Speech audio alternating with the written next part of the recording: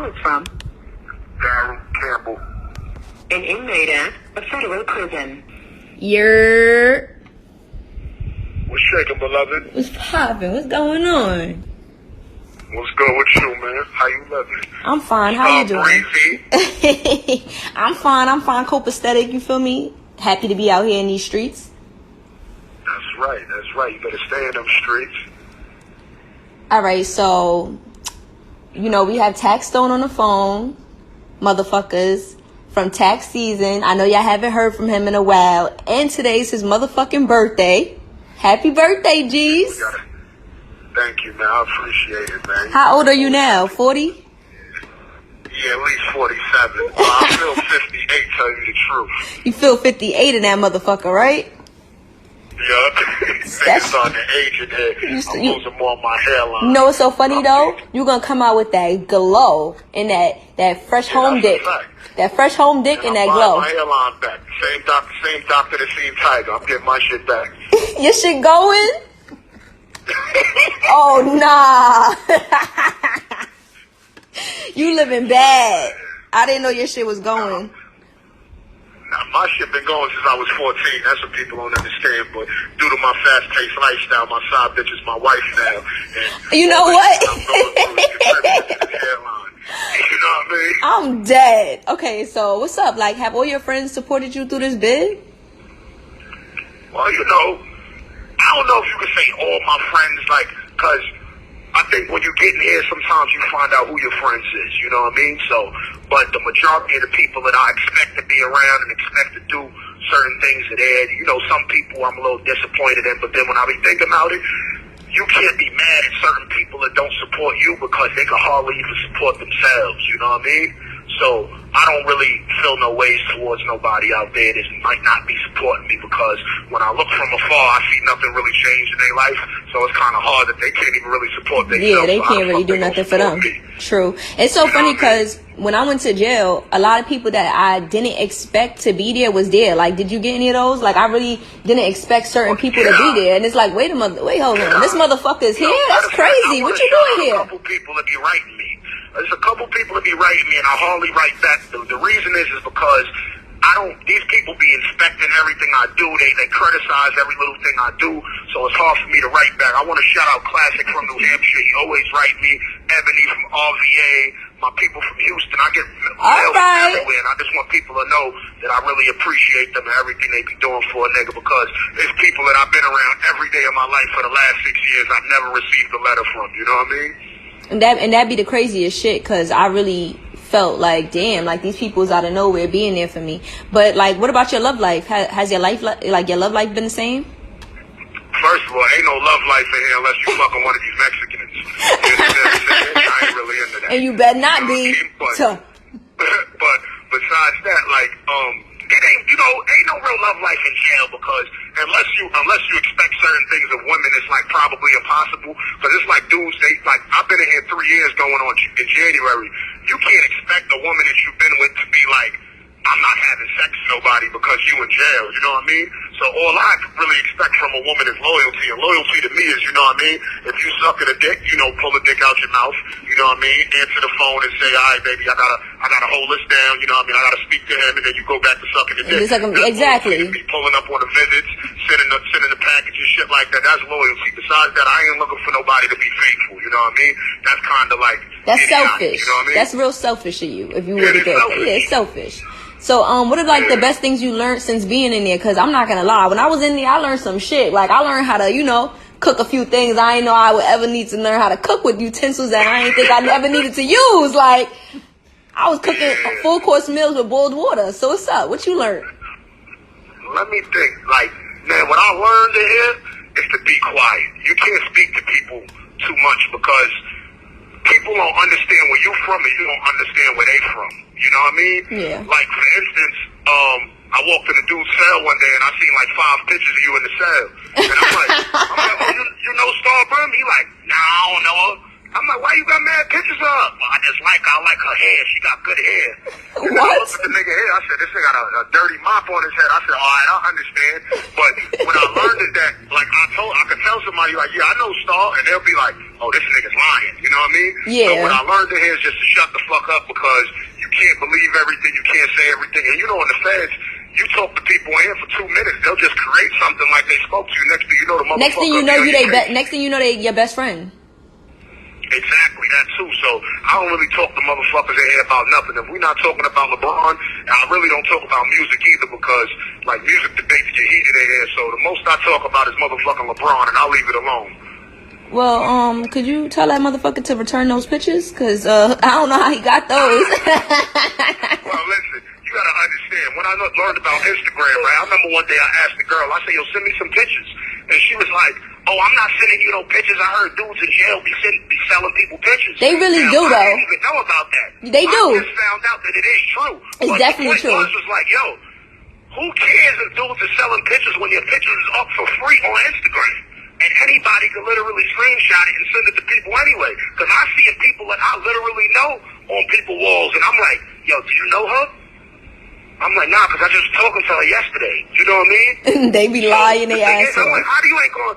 how you ain't gonna send me no pictures? Cause dude's selling them, but your shit's up for free. That's all you have to do is, say, you know what, copy, cool, and call me, and I would have snapped them shits off that bitch page and sent it to you anyway. Now you got it. Fuck out of here.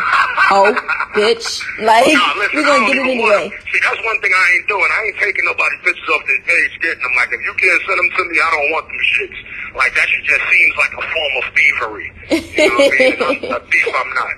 All right, so I know you've been inside there for a while, and like Trump is very aggressive with immigration. How do you feel about him with that? Like, how do you feel? Like, what are your thoughts on, the immigration? I think Trump is just working his core audience. His core audience is those red states, especially those states that's close to the border. You know what I mean? And I feel like a lot of those white people, they might be sick of having brown babies, brown grandbabies. They probably want to keep their lineage correct. They want to keep it white, and they probably, because, you're going to fuck whoever you around. If you're around a person for a little, you might not even like them. I always tell people, like, a lot of women got work husbands. They got a nigga at work that love them, that they don't really care about, but the nigga keep buying meals for, keep cracking jokes, and eventually he cracks a whole wall out, and he might end up fucking her, because she around a nigga every day. It's the same thing with the Mexicans. The white girls might not necessarily like the Mexicans, but they around here, they mowing the lawns, they got the best cocaine, they got the best tequila, and they might end up having kids with them. And I think that's what he's working towards. He's working his core audience, like, yo, we're going to keep these Mexicans out, but they're not doing that much crime.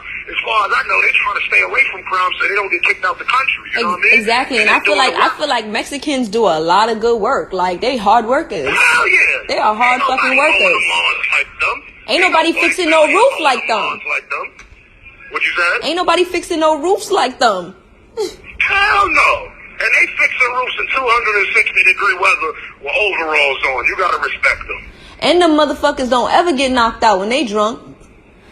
That's a fact. This is why them niggas will fight to the death.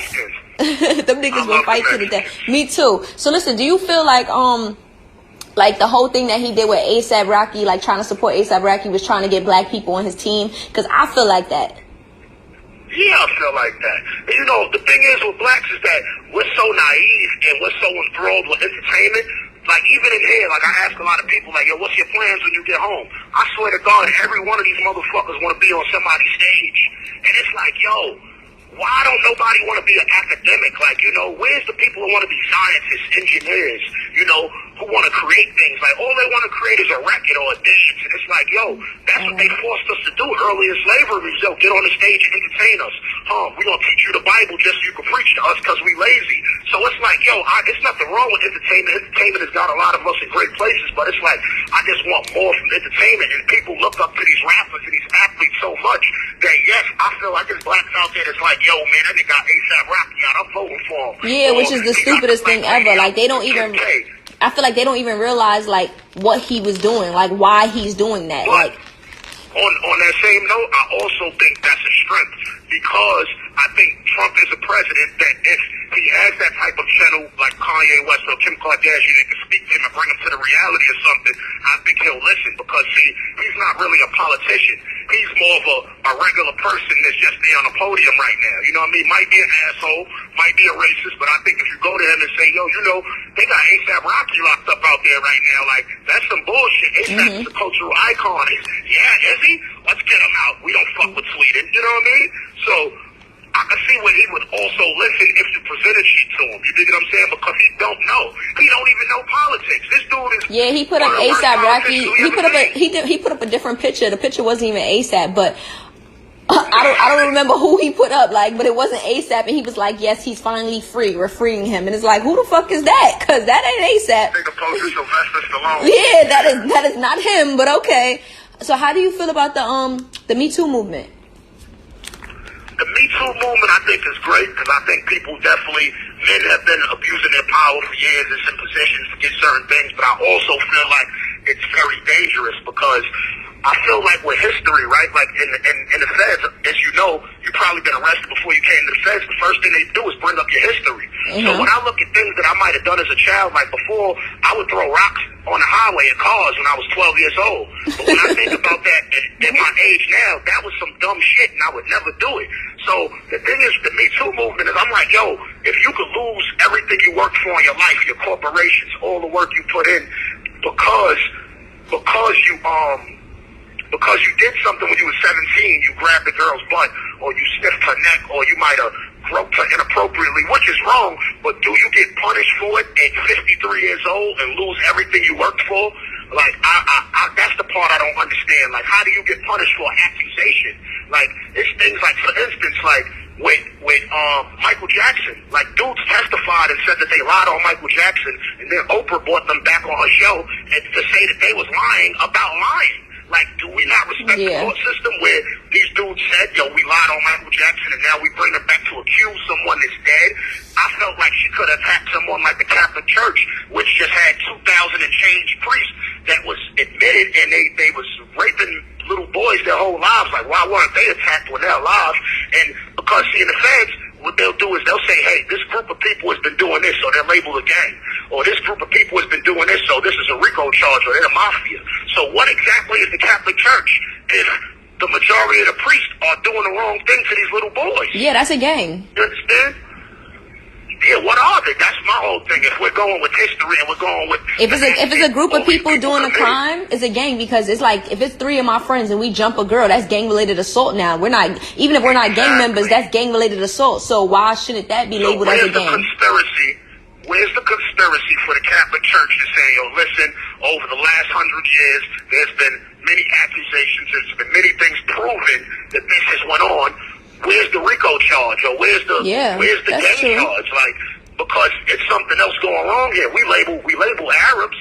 We see them, and it's like, oh, I just heard on the radio the other day, they said Allahu Akbar screaming Arab. You know what I mean? This call is from a federal prison. Allahu Akbar is just saying God is great. You know what I mean? But they use that term like it's more dangerous if they say God is great in Arabic. You know what I mean? And it's like we label them. Like, why is the Catholic Church not labeled? You know what I mean? For all the stuff that they've been doing to these little boys for years, it's not right.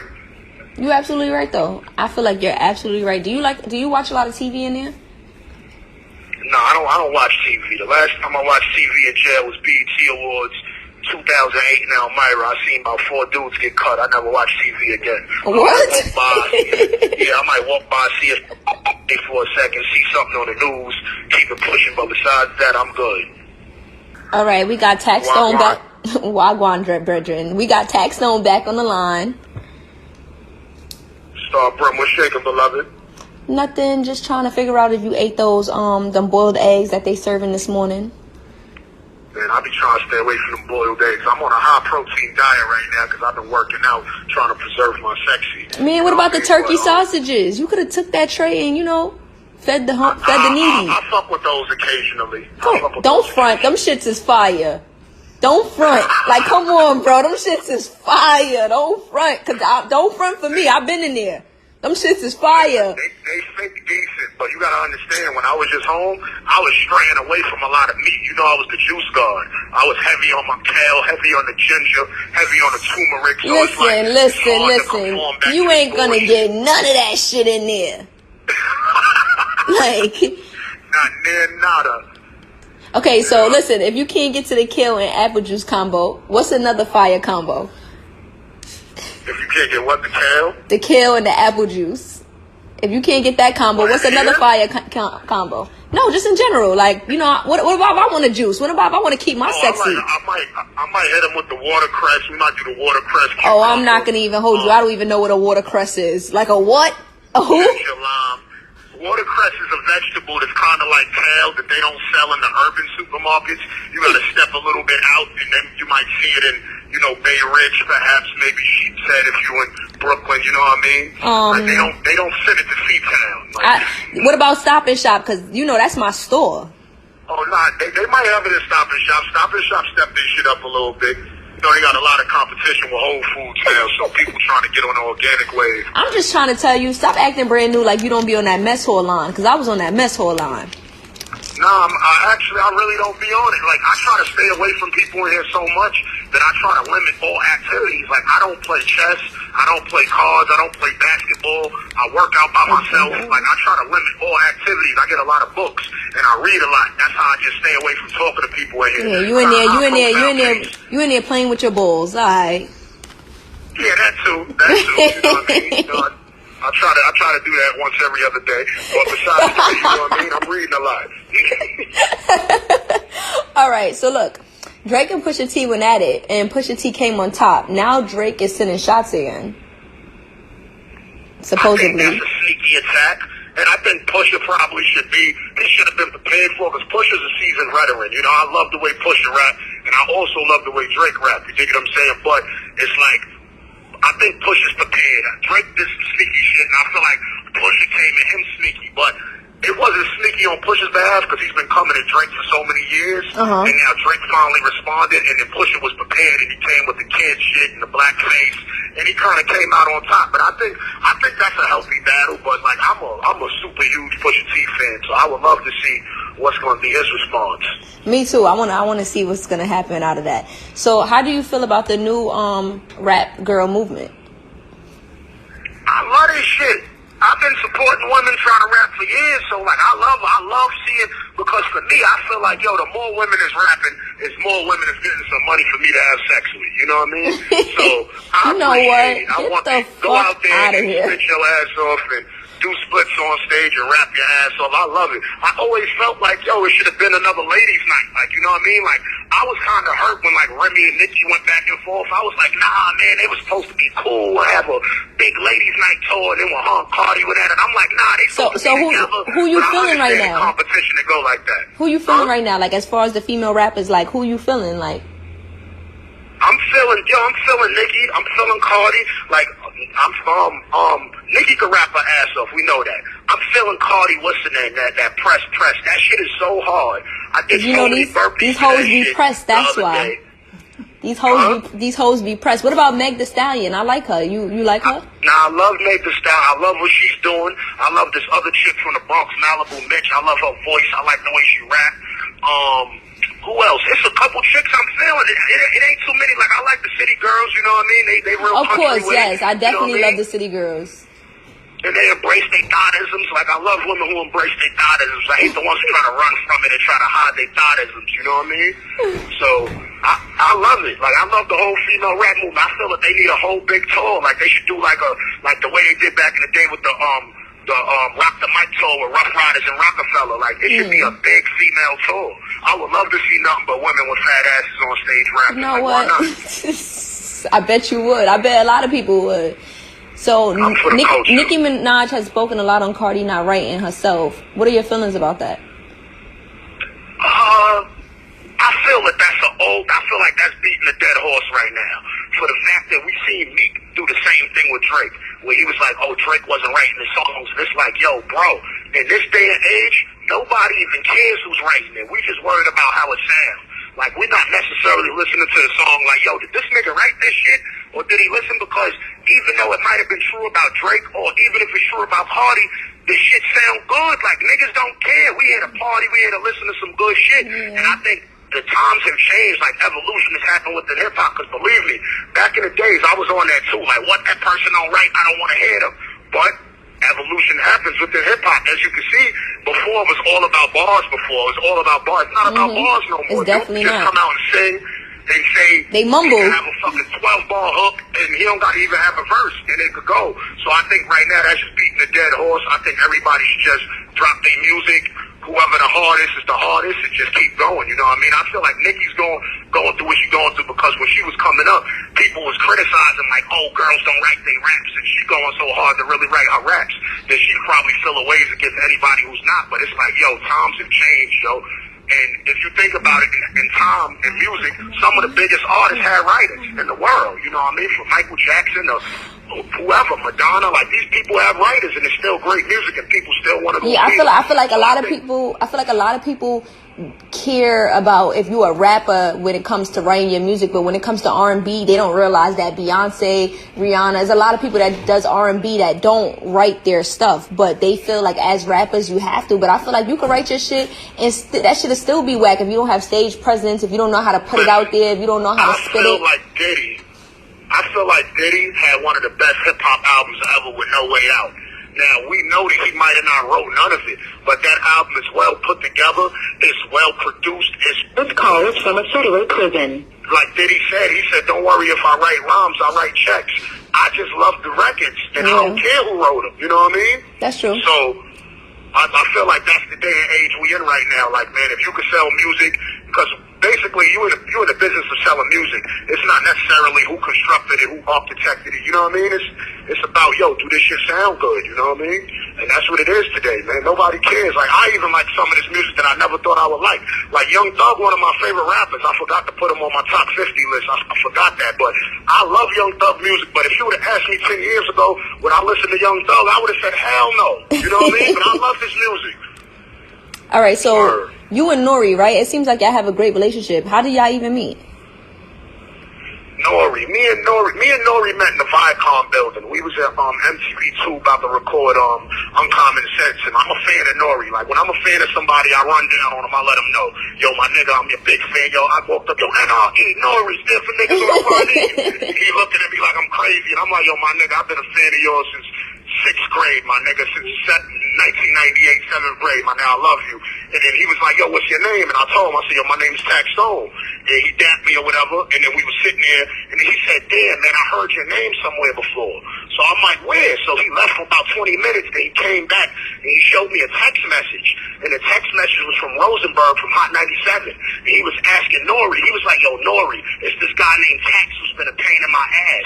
If you could get somebody from your belt gang to beat this guy up, I would really appreciate it. And I'm sitting there reading this text like, what the fuck? Like, Rosenberg trying to get me beat up? I thought this was a radio guy. And I thought we was all in friendly competition, like throwing shots at each other. I didn't know that motherfuckers was trying to take it. Nah, that shit was real. That's how I met Nori. So it was just weird because I never spoke about this to this day, but it was like, this is really how I met Nori. Like, me and Charlamagne is reading the text, and we like, oh shit, this nigga Rosenberg trying to get you washed up out here. I'm like, that's quite unfortunate. But yeah, that's how I met Nori, man.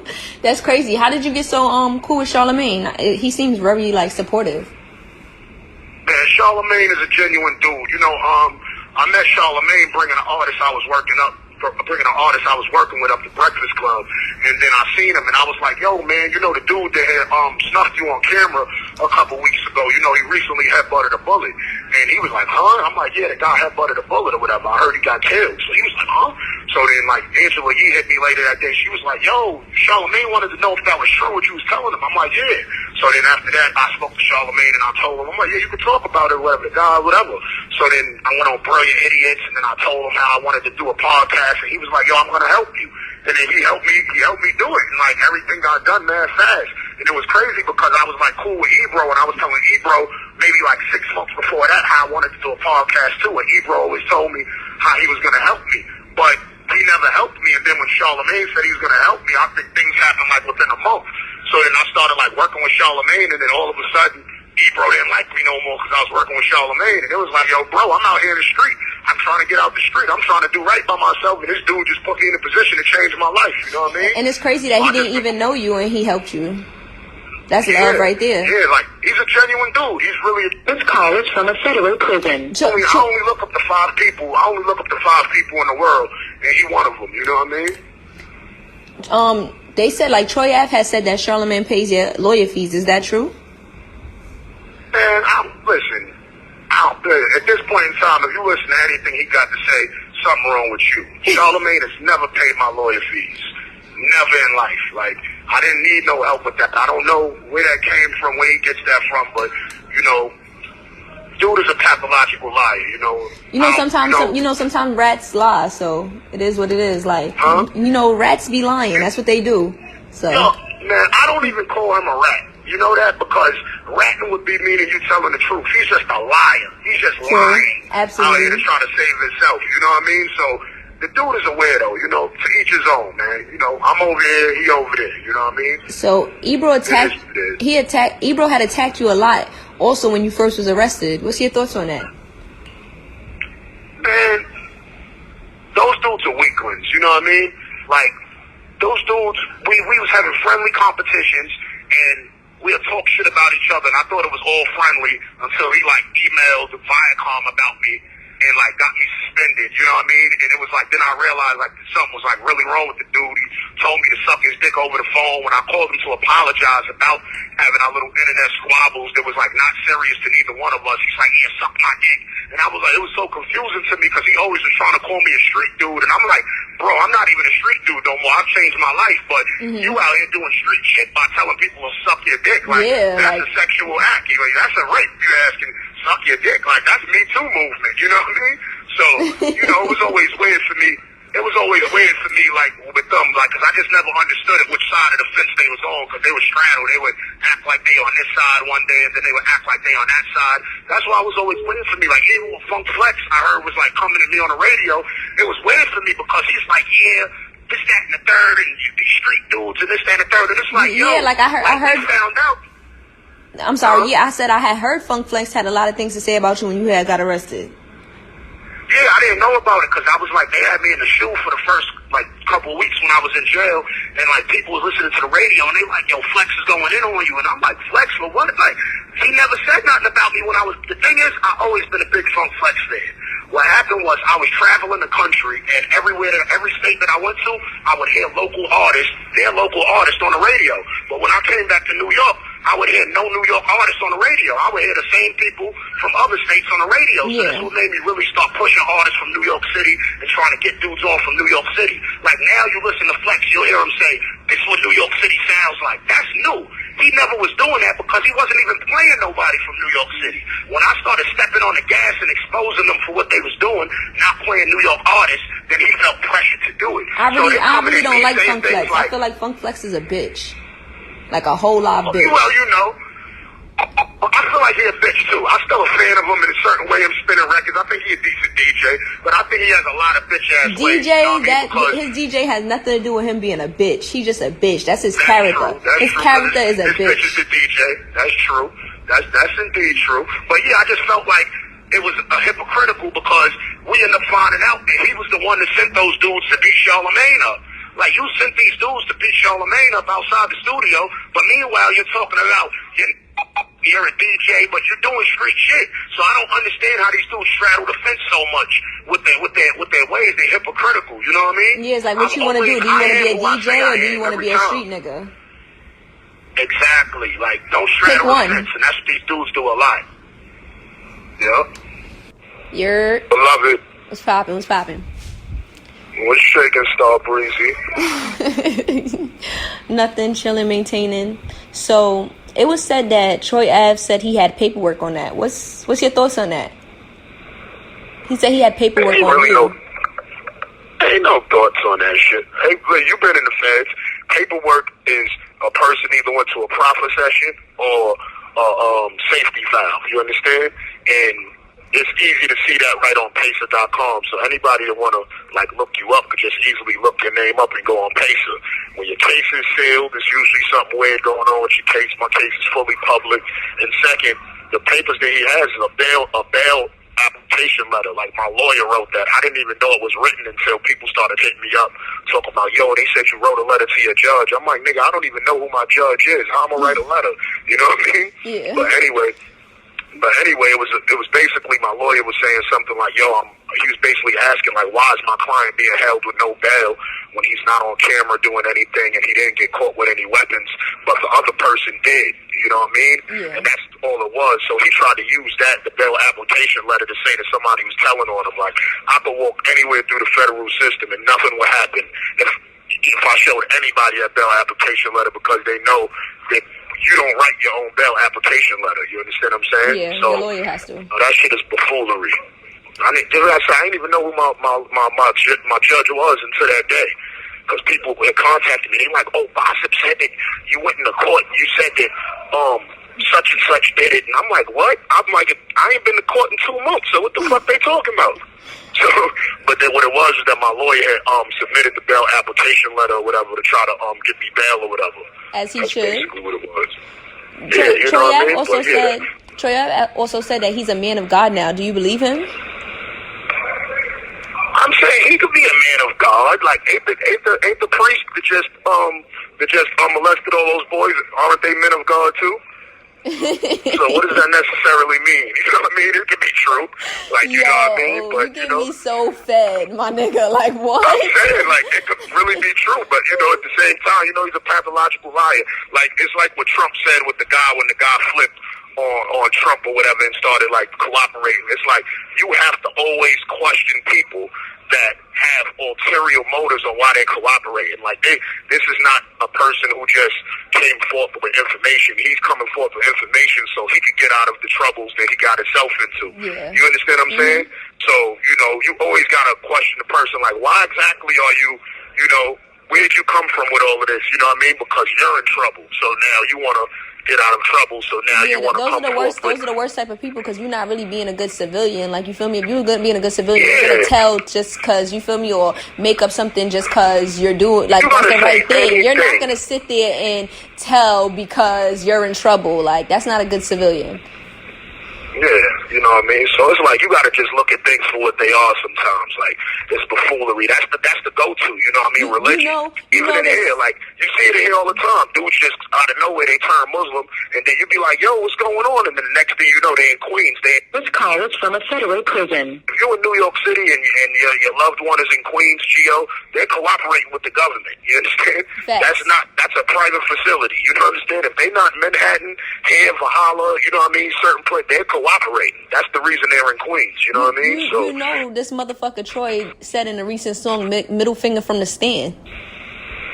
Oh yeah. I heard that. Come on, you know, listen.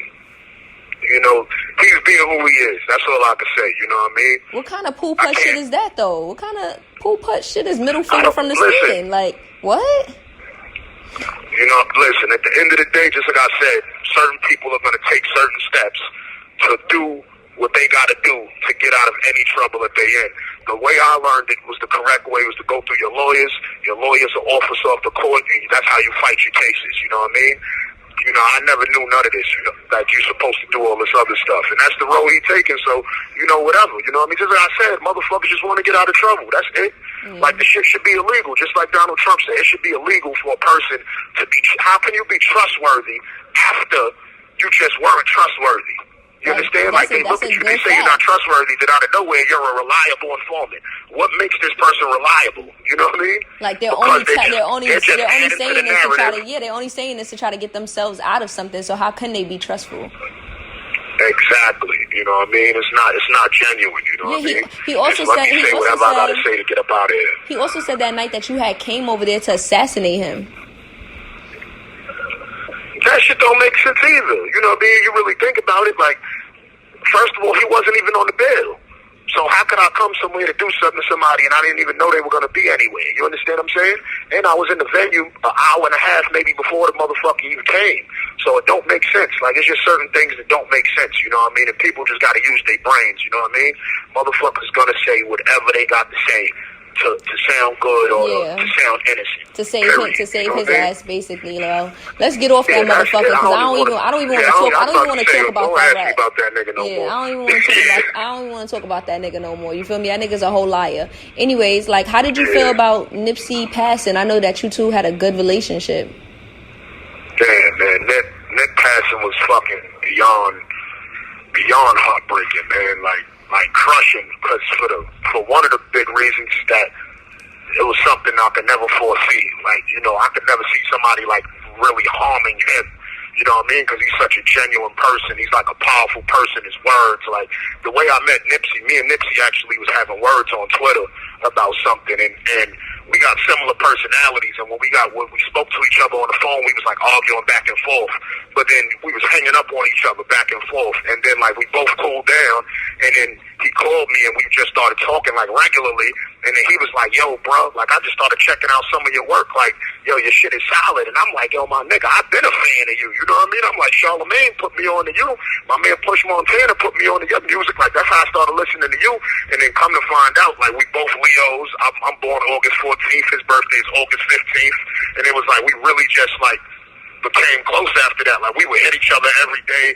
He sent me a lot of books in jail. Like, that's actually how I found out that he passed. A CO came and bought me a book, and he was like, yo, I just found this book on the other side with your name in it. It was I think it's called A.G. Gaston, the First Black Millionaire.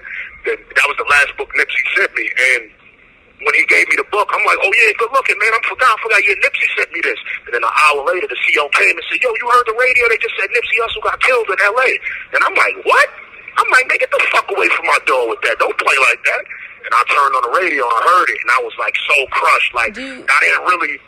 Do you feel like once a person's in the street, you always in the street, or do you feel like, you know, like I feel like he did a lot of great things, but I also feel like he was still in the street. Like, you understand? Like, certain things don't get forgiven just because you do good. Like, a lot of different things. Yeah, that's the thing. That part is true.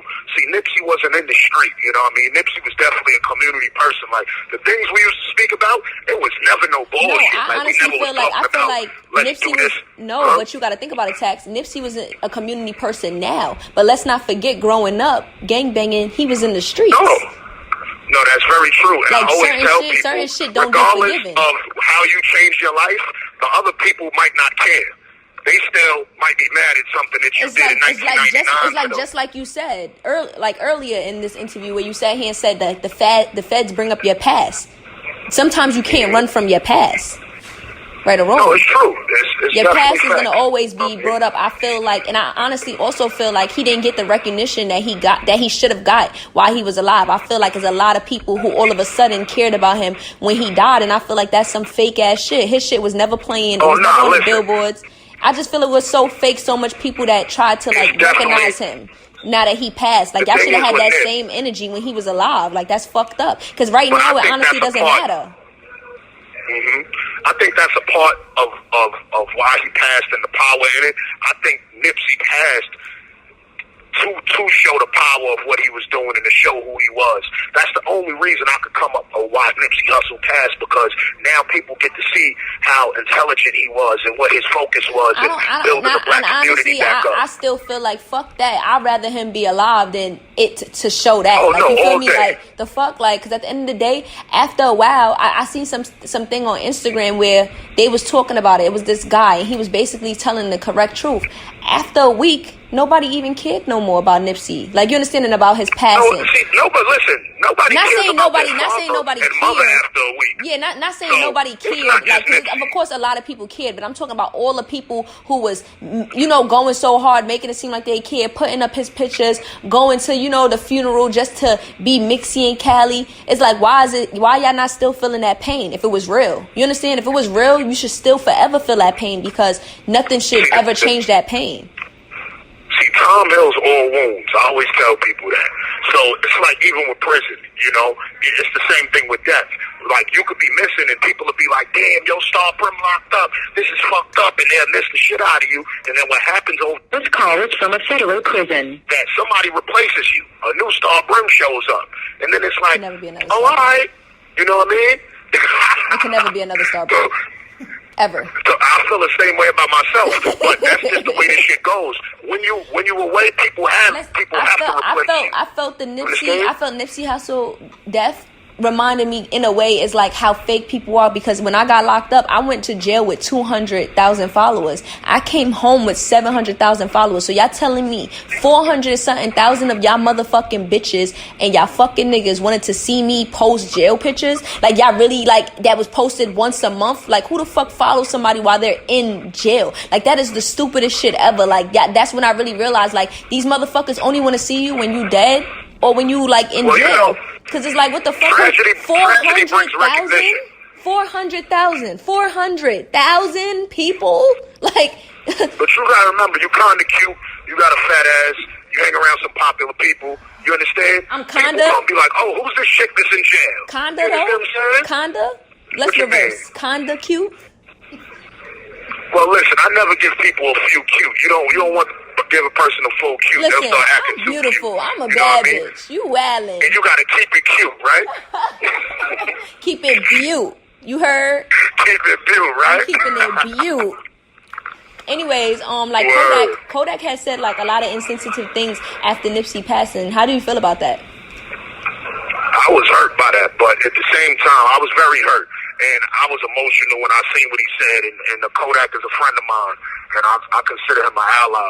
And if I was around him at that time, we probably would have had to have a fight. You understand what I'm saying? Because I was emotional at that time about Nipsey. But at the same time, what he said was true. You know what I mean? And it was true what he said, but it was insensitive. What I didn't like was the elders who attacked him the way they attacked him, because it was like, yo, bro, if y'all elders and y'all feel like y'all have a little bit more intellect than them, you have to deal with intellect over emotions. You understand? And that's what we all got to deal with in most situations. This is why people end up in jail and end up in bad situations, because you're dealing with emotions instead of intellect, and emotions can get you into a lot of trouble. You know what I mean? I grew up always feeling never move off the emotion. Yeah, man. You know, and just like I said, at that moment, like if we was around each other, we would have had the scuffle. That hurt me when I heard it, but what he said was completely real. These people, the same people that's out there acting like they might love him is the same people that's probably sitting there like, oh man, yeah, Lauren London look good. Like, let me be that shoulder to cry on. You know what I mean? So I understood what he was saying. You know, it was true, but it just was the wrong time to say it. And you can't expect somebody not to be insensitive who wasn't really close to a person. You know what I mean? That's just the streets, and you know, people die every day. And you know, just because he was a confidant of mine and an ally of mine, like Nipsey picked his phone up every time I called him from jail. You know what I mean? Like, there's little things like that I take heed, and I'd be like, yo, man, this motherfucker's a decent dude. Like, I didn't call him every day. I would call him once every 3 months, and he'll pick right up. Like, yeah, bro, let's chop it up real fast for like 6 minutes, because I'm about to go on stage. You know what I mean? Yo, I'm gonna send you some books. You know what I mean? And he would do little shit like that was enough of me. Like, I don't ask for much from him. You know what I mean? And that's what really made me like really honor this dude. Like, damn. That's so busy, that like has a life. That's not just a low life sitting around. So that definitely means a lot. Exactly. So that's what hurts, when you know that you calling people that have nothing going on and they acting like they busy, and you calling people that you know are actually busy and they have time picking up the phone. Yeah. So and it made me definitely sort the people out that I was dealing with. You know what I mean? Beloved. You're crazy. Listen, so a lot of people seek your opinion on a lot of things, especially music. Why do you think that is? Well, I think I be telling the truth a lot of times, and it's like, in this world, like, you could pay critics these days, like, you know what I mean? You could pay people to act like you on their side, and you can't pay me to act like I'm on your side, you know what I mean? Like, the way I feel about something is the way I feel about something, and it won't change, you know what I mean? The only thing that I dislike with being a critic in music is that I didn't know it was dangerous. Like, if you dislike a rapper's albums, the entourage might really be out there looking for your ass. You know what I mean? It gets real. Like, it really gets real. They be having hardcore die for fans that will kill you. Like I really feel like they will find me and hunt me down. I do not have nobody's. Listen, I don't even want to talk about nobody's music. It is what it is. Like, cause like, yo, even hunt you I was down. in the box one time, and I was like reading Entertainment Weekly, and it had an article about Siskel and Ebert, who used to be like movie critics or whatever. And I was like, yo, man, I wish I could speak to like one of them and be like, yo, man, have they ever threatened your life for a bad review of a movie? Because I just never heard of Cisco and Ebert getting in the beef for saying somebody's movie was bad. You know what I mean? Like, this hip-hop shit is different. Like, you tell somebody, yo, that song was kind of weak, or, you know what I mean, or that was whack. Motherfuckers might really be hunting you down. Like, you know what I mean? You know why? Honestly, I don't think it's because... I don't think that's with everybody. I feel like because so much people listen to what you say and you have an influence, that I will be mad if you told me my shit is not good, because, nigga, you have a fucking influence on these motherfuckers. So why the fuck wouldn't you sit there and influence them to like me, motherfucker? Like, you understand? Like, so if it was somebody who doesn't have an influence, it's like, who cares? Yeah, like, who cares what you say? You don't have an influence. But because Taxstone has a motherfucking big influence, if he don't like your shit, that shit might predict the sales, because instead of me going and purchasing this or downloading this, I'm just gonna listen to him, because he ain't never steered me wrong. So I'm not gonna even take my own opinion for it. I'm gonna listen to him, and that's just what it's gonna be. So I feel like that's maybe why also too, because you're a big influence. But well, shouldn't that, like, if you know it's a person out there like me, shouldn't you be there like, yo, I'm about to sharpen my sword out here, because I can't have this motherfucker assassinate my songs or my music, because if he say it's whack, it's whack. You know what I mean? Like, not everybody thinks like that. Some people really feel like their music is not. Some people really feel like their music is not bad when it is, though. Like, some people feel like... Listen, I love being critiqued. Everybody don't. I love constructive criticism, because I feel like constructive criticism helps you in when the areas that you fucking up in. When I first started Tax Season, my podcast, it was a chick, she tweeted, she was like, probably was like 3-4 shows in. Oh yeah, I've been listening to Tax Season. That shit is whack. It's not funny. Da-da-da-da. And I kept the tweet on purpose. And then I put it out maybe a year later. I said, remember this tweet? You understand what I'm saying? I don't know. I don't think I like that. I don't think I like. I don't. No, I'll pass. I don't think I like. No. I don't think I like it. Nah, you got it. Listen, you need critiquing, because only thing I need to do is stay black and die. No, fuck that. Then oh well, fuck you then. You feel me? That's just how I feel. You don't like me, you don't like what I'm doing, eat a dick. It is what it is. Like, cause another person will. I don't like that constructive criticism shit. Don't tell me shit, motherfucker. Like, I don't know. I don't think I like it. I don't think I like it. I don't. Pineapple. No, you gotta grow in the constructive criticism. No. Let me grow. It's gonna help you grow. On my own. No, it's not. Not destructive criticism, constructive criticism, where somebody's actually trying to help you. They're not trying to, like, break you down because they don't like you. Like, Did oh, fuck my life, fuck Star Brim. Did I ask for their help? If I didn't ask for your fucking help, don't offer that shit. Like, that's how I feel. So listen.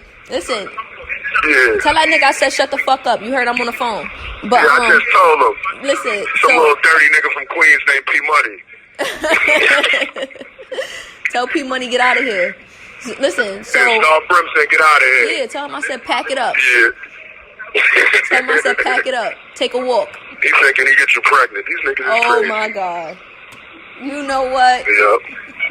P Money, do P Money got money? Nah. That might be a discrepancy.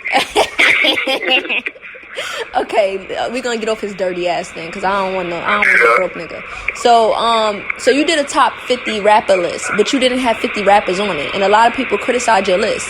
Like, why? Like, where you put people? Listen, people never gonna like your list, and I feel like I could have put certain people in different places, but like after the top 6, it was over. I'm just putting people that I know is good, and I'm like, these is like the top 50, the top rappers that I like to listen to. So what's your top 6?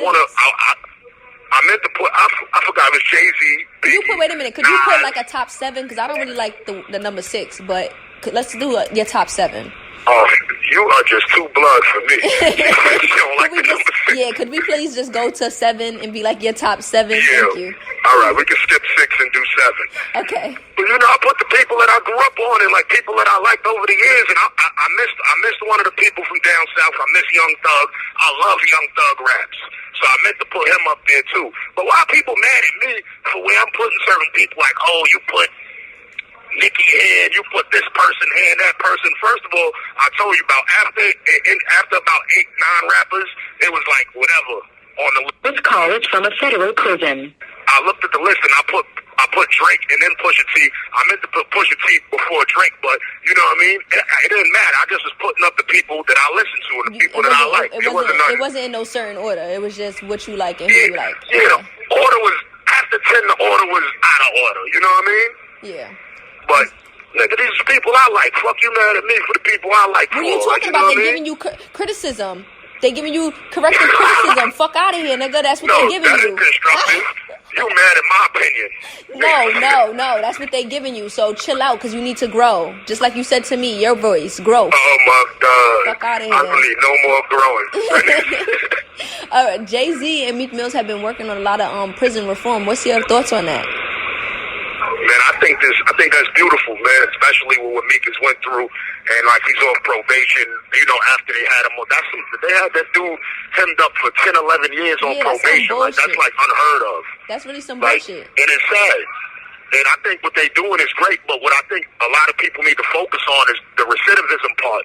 Like, you know, people coming in and out of jail, and I think that the reason people come in and out of jail for the most part is because that law that they don't have to hire felons is the worst thing ever. People are actually in jail. If corrections is not correcting you, there's people actually in here trying to correct themselves.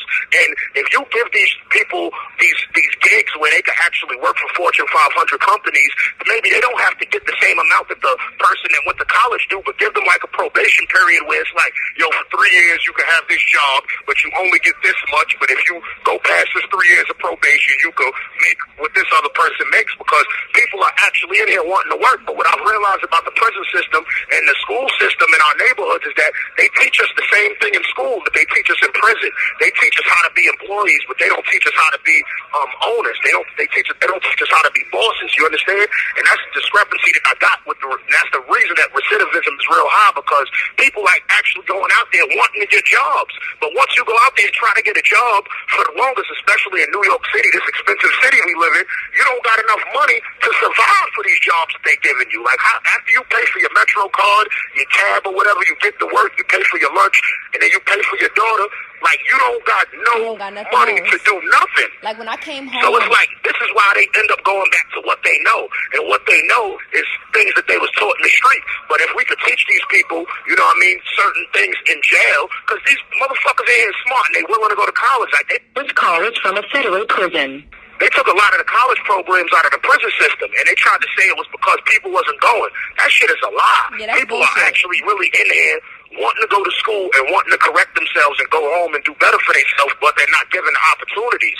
So I think that's something that Jay and everybody should focus on. Is like, yo, that law right there, not hiring felons that needs to be abolished, because that's the reason that the fucking rate of recidivism is so high, because people go home and don't have the opportunities to actually feed their families because these fucking jobs don't pay them enough, and these dudes actually have the skills to do these jobs. So put these programs in there to teach these dudes how to work for Fortune 500 companies and change those fucking laws. Yeah, you know what I mean? You're absolutely right. I came home with Halfway House for 3 months, and it's supposed to be like a rehabilitation, and they didn't help me at all. They didn't help me do anything, like, at all. And it's like, what is the point in Halfway House if you're not helping a person get a job, or helping a person do a program, or helping a person succeed? Like, this is not what it's called for. Like, y'all just basically have us in here just to have us in here, and y'all want us to pay y'all just to have us in here, because y'all not really helping with any damn thing, like, at all. It makes you really feel, it makes me feel like, damn, Star, you better off scamming, like, cause it's shit rough out here.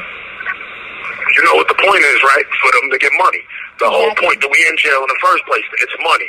We're going to put them in the halfway house. It's another form of them getting paid for you filling up that bed in the halfway house. They're not necessarily sitting there giving you options for jobs that you can get. They tell you, yo, go out there and find a job. And then you walk up there, you say you just got out of jail. They're like, oh yeah? Yeah, well, like, you can't do this. They don't give you Metro cards. They don't give you anything. They want you to, it's like, how am I supposed to even find my way there? Not me per se, but what about people who don't have a car or means of transportation, or somebody that's out here? There's a people who done did 10, 15 years where they don't have nobody. They family done left them a long time ago in jail. They don't have nobody. They just coming home after doing 10, 15 years. They lost to the motherfucking world. They went from beepers to now touchscreen phones, and they can't even get a Metro card and then on top of it, in halfway houses, they don't even have a computer in there for them to go online searching, to go search online. Everything is online now. Everything you do, applications online. Everything is online. So you not even having a computer in the facility to help these people get on there and fill out applications. Like, come on. Like, what are they supposed to do? It's a pure setup. It's a You pure gotta think setup. about it. When they abolished slavery, right? When they abolished slavery and they started like the police system and stuff like that, they made laws to make your ass come back to jail. So it was like, yo, you can't drink from that water fountain. You can't reckless eyeball a white woman. You can't do this. You can't do that. It was just to bring you right back in. And that's all recidivism is. It's a set of laws to get your ass right back here. Because if we put you in a halfway house and we don't give you no Metro card, no computer, no nothing to find a job, your ass is roaming around without no money. So you might result to motherfucking pickpocketing somebody, snatching a purse, robbing somebody, or doing some odd shit to get some money. And now your ass ends up back in jail. It's just a fucking setup. Yeah, it's like, it's crazy. It's really crazy in there. But the Forbes reported, right, that Jay-Z is a billionaire. He's definitely an inspiration for everyone in hip-hop. Wouldn't you say? Man, I think, man, that's beautiful, man. I always felt like Jay-Z had $1 billion, you know, because I ain't never had shit he had, so I always felt like Jay-Z had $1 billion. It wasn't no surprise to me. You know, it's good to see his growth over the years, because when you listen to his raps, you can hear him talking about how he was trying to get to certain money, like he said, y'all raping Def Jam till I'm the 100 million man, and now he's at a fucking billion. You know what I mean? So it's like, to watch his growth is always phenomenal. I remember I was sitting down having a conversation with Jay-Z, and he explained to me how the world is against women. And he really opened my eyes up into really embracing women more. And it actually made me stop critiquing women about a lot of things, too, because he was like, yo, if you look at the world, the whole world has been against women in, like, every culture. He said he's the one who explained to me that the United States allowed black men to vote before they allowed white women to vote. You know what I mean? And when he explained that to me, I was like, holy shit, like, I never knew that. And then he gave me, like, some books to read, and it sharpened me up in the game. And I don't know if people noticed, like, I used to say bitch a lot on Twitter. I used to be like, bitch this, bitch that, and I stopped saying bitch. And I changed it to female if I say female or girl, you know what I mean? I changed it because I was like, yo, I can't be a part of the crowd that hate women, because women are some of the most loyalist creatures on earth, you know what I mean? Like, when you go on a visit floor, you see a whole bunch of women visiting men. When you go on a visit floor for women, it's a whole bunch of women visiting women. So you don't see men visiting nobody, because men don't have much loyalty to nobody on the earth. Women have the loyalty, and it's like, how can we be against these people who are the most nurturing creatures, who we go to for everything, you know what I mean? And that's what made me, like, change my ways with that one conversation that I had with Jay. And it was like, yo, man, like, the world is, like, really against women. Like, they really allowed black men to vote before they allowed white women to vote. And that's really how feminism started. White women started going to black women like, yo, we got to band together. We got to be feminists because the men are against us, you know what I mean? Yeah. So, honestly, with all that you facing, like, with your upcoming trial, how do you stay so positive? Like, every single time I speak to you, you never seem down, you never seem upset. I just want to know, like, how do you keep facing it all? Listen, you can't allow circumstances to change who you are. You can't allow circumstances to change anything, because who I am is who I am. My energy helps other people maintain in here, helps other people be happy. People come to me just to talk about their family real fast just because they down and they know I'm going to give them good advice, you know what I mean? So I don't intend to change that, you know what I mean? I go through stressful moments, days, but I get rid of that real fast, you know what I mean? You cannot live on stressing, you know what I mean? You got to look at the brighter things. It's like, it's better things to look forward to, you know what I mean? And that's why I don't hold on to that type of shit. I don't hold too much weight on my shoulders. I get rid of it fast, you know what I mean? Because I always tell people, they be like, yo, man, Tax, you always cracking jokes and laughing. I be like, man, if I don't laugh, I'm going to cry. And that goes for even in the street. If I don't laugh, I'm going to cry. It's too much bullshit going on in the world. You understand? Too much. This call is from Daryl Campbell. What's shaking, beloved? What's up?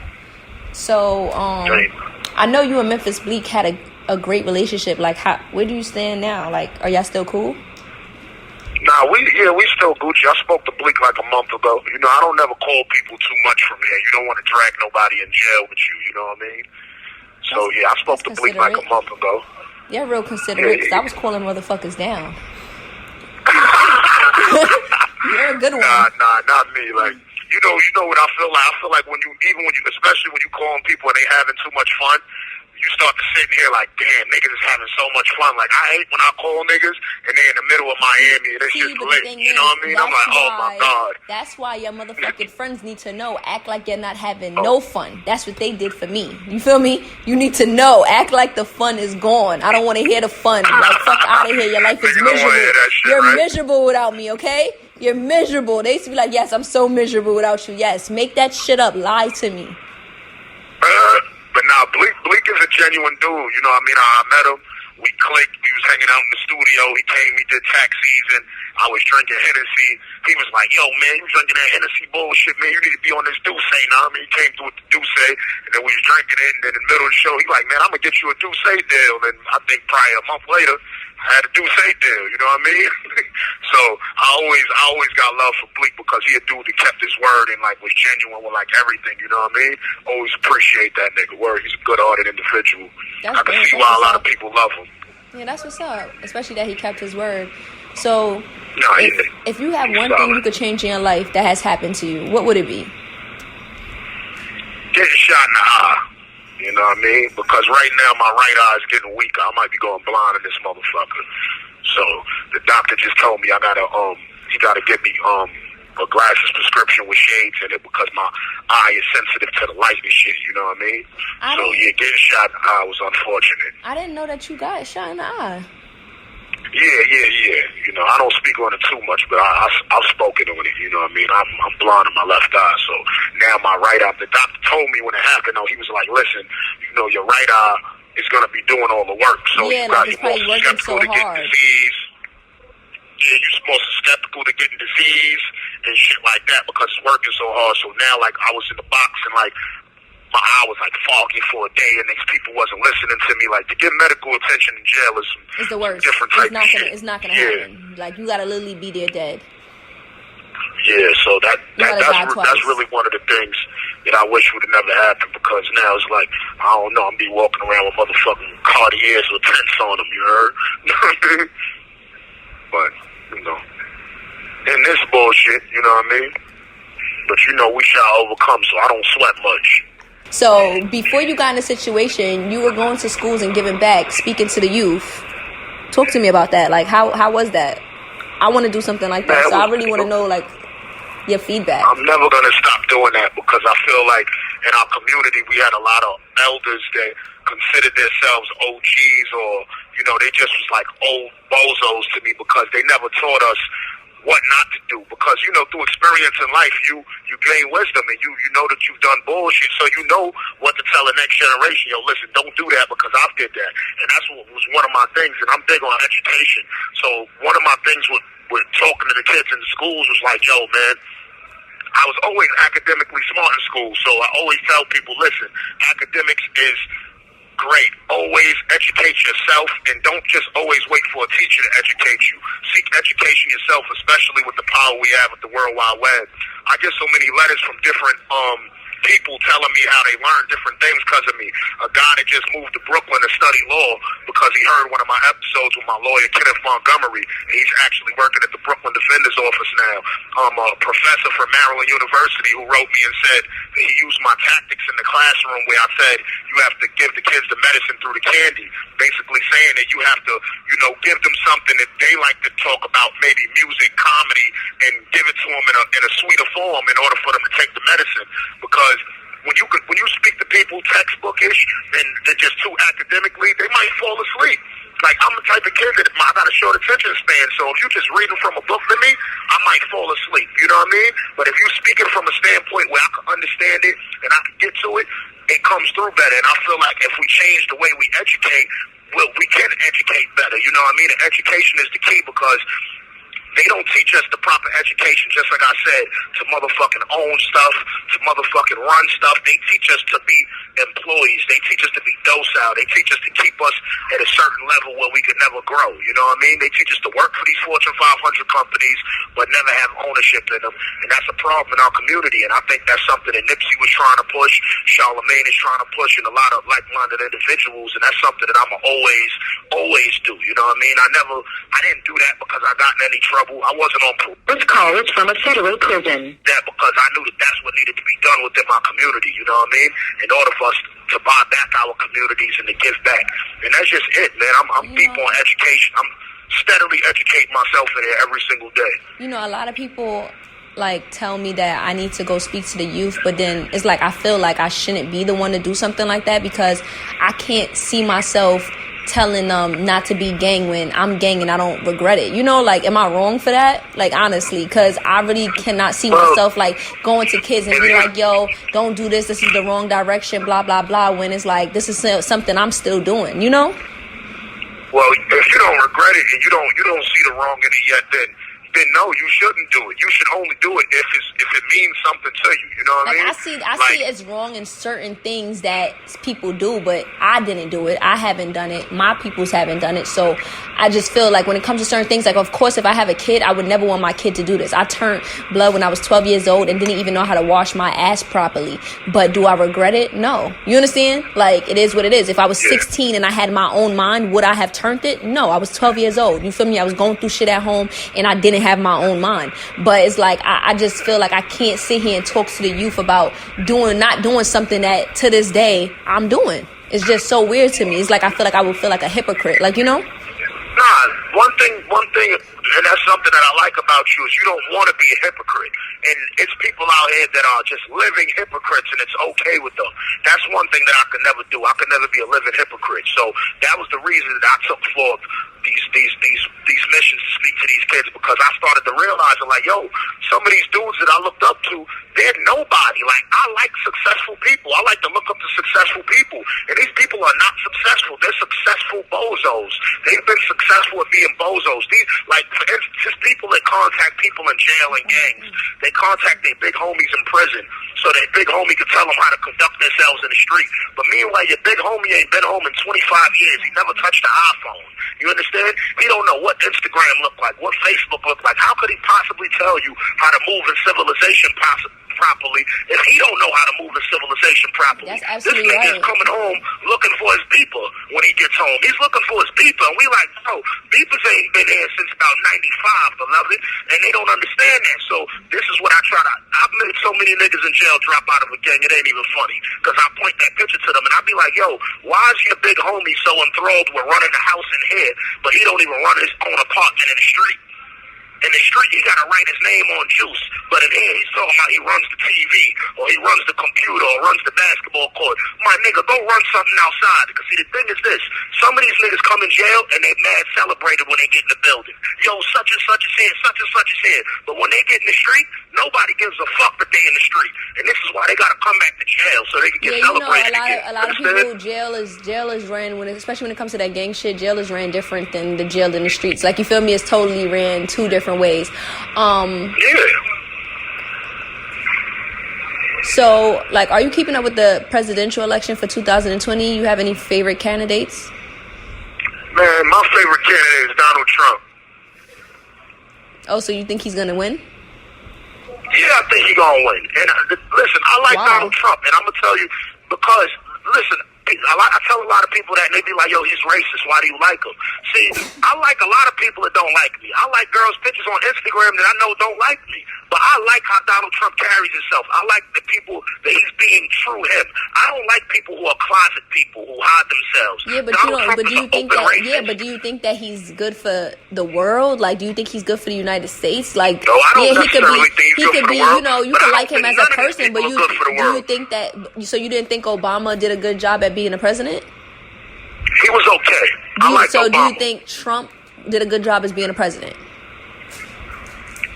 Listen, Trump has done some good things, and he's done some awful things. But what president hasn't? The reason I like him is because of his personality. You don't feel like there's a lot of self-hate and a lot of different, you know, shootings going on now and while he was president than when Obama or anybody else was president, and they wasn't promoting racism and, you know, everything like that? Listen, but the thing is, just like I always tell people, I feel more safe to know that you don't like me than for me to know that you don't like me, but you're acting like you like me.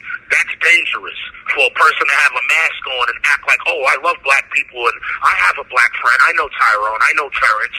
I know Shaquita. And then the person is coming out saying, fuck us. I'd rather him be here than the person that's being the closet person. I feel like it's okay with liking him. I just don't feel you should like him as a president. Like, I don't want him to be the president. Like, listen, to each his I own. don't care who's the president. You know why? Because it don't matter. I don't think we really vote for the president. Look, Hillary had the popular vote and still lost. So what do we fucking matter? Why is people still telling people to run out here and vote if the popular vote does not matter? It goes back to the electoral collegiate vote. So why the fuck do our votes matter? Tax, I just want to say thank you for talking to me and calling in on your birthday. This is the first tax season episode in over 2 years, and I know there's so many people out here praying for you and waiting for you to get home, and I can't wait for you to get back and doing what you do best, you know, inspiring people, teaching people, and making us all laugh. Man, I appreciate you, man. You know, we had to do it for the culture, and you know, I had to let you do it because we come from the same cloth, and you know that cloth is only the size of a washcloth. It ain't too many people that could come from that, so I had to make sure that you interviewed me, and you know, just making sure that we keeping it Butte because we got Keeping It Butte podcast dropping next week, correct? Yes, I'm dropping my shit next week. It's lit. Keeping it all the way Butte. Exactly, and you're gonna turn up, and nigga, we're gonna show these motherfuckers that we know how to do it regardless of the circumstances that we've been through. I'm gonna have to show them who the fuck Star Brim is. But you know, happy birthday. We all love you. This is one of many. Man. This is your last one in there, so it really ain't nothing. You feel me? It is what it is. Like, last one in there. You out soon. That's a fact. I'm out of here. I love y'all, man. Hold it down. Keeping It Butte coming next week. Happy birthday to my boy Nip. His birthday tomorrow. Everybody, appreciate everybody that been holding me down through this quest. I had to do this for the culture one time. I appreciate everybody. Thank you to everybody that been supporting me out there. Thank you to everybody that been saying fuck me. As long as you keep my name in your mouth, you're gonna keep me relevant. So I appreciate you niggas. Thank you. See, you know, I gotta learn to be like you because niggas who be saying fuck me, it be like location, where you at then? Like, you know, like I be wanting motherfucking locations. I gotta learn how to get my tax stone skills up because you got the real fuck you skills. Like, I don't got that fuck you skills yet. You gotta when they say fuck you gotta say fuck me too. And that hurts them. No, it's fuck me, where you at? Fuck your mother, nigga. Where you at? How about that? Location? You know, like, it's that. I gotta learn to get. I'm gonna learn to get there. I'm gonna learn one day. Appreciate y'all, man. We lit. Tax season. Keeping It Butte. It is what it is. 100. This episode of Tax Season featuring Tax Stone is produced by Jonathan Mena and engineered by none other than Samir Karam.